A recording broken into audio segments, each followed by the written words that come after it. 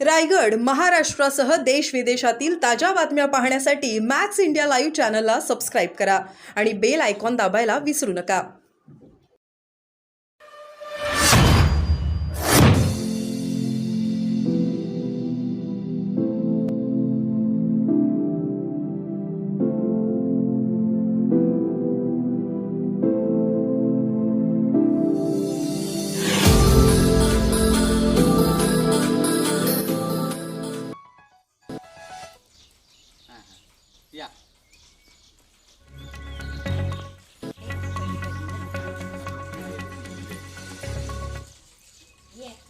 या ये तू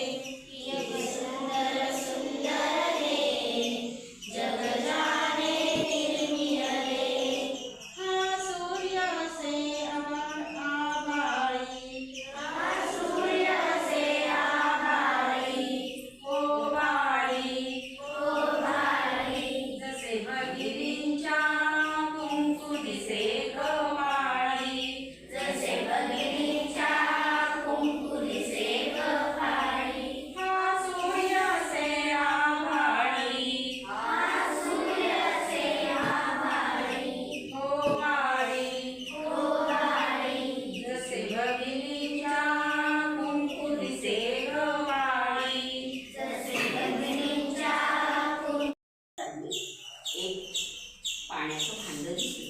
त्यांनी विचार केला, आपल्याला जर तहान लागली, आपल्याला जर पाणी हवंय, पाणी पिणार कसं?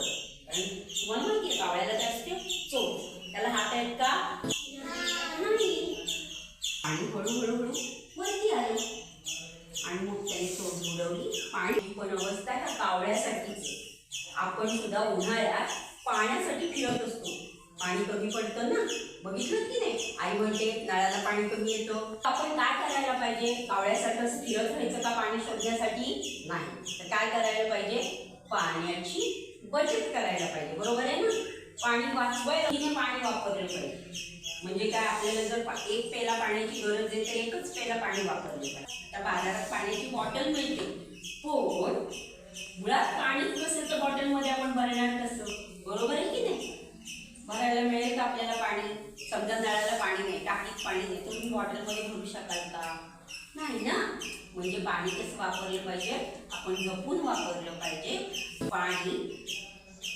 नमस्कार. आज सगळ्यांच्या विद्यार्थ्यांसाठी, शिक्षणासाठी एक अतिशय आनंदाचा दिवस, शाळेचा पहिला दिवस. शाळेचा पहिला दिवस सर्वांना लक्षात राहणारा असतो आणि आज 15 जून या 2024 या शैक्षणिक वर्षात शाळेच्या पहिल्या दिवशी सर्व नवीन पहिलीमध्ये दाखल होणाऱ्या विद्यार्थ्यांचं स्वागत करण्यासाठी आमचा शाळा प्रवेशोत्सव कार्यक्रम जिल्हा परिषद मार्फत सर्व शाळांमध्ये लांजा तालुक्यामध्ये सर्वत्र साजरा होत आहे.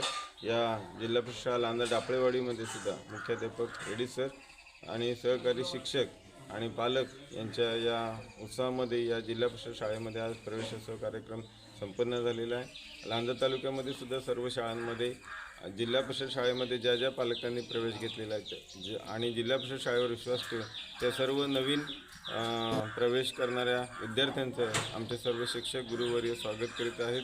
आज सर्वत्र हा प्रवेशोत्सव कार्यक्रम साजरा होत आहे. या सर्व नवीन शैक्षणिक वर्षासाठी सर्व आमच्या गुरुवर्यांना आणि त्यांच्या शाळेमध्ये प्रवेश करणाऱ्या सर्व विद्यार्थ्यांना नवीन शैक्षणिक वर्षासाठी शुभेच्छा.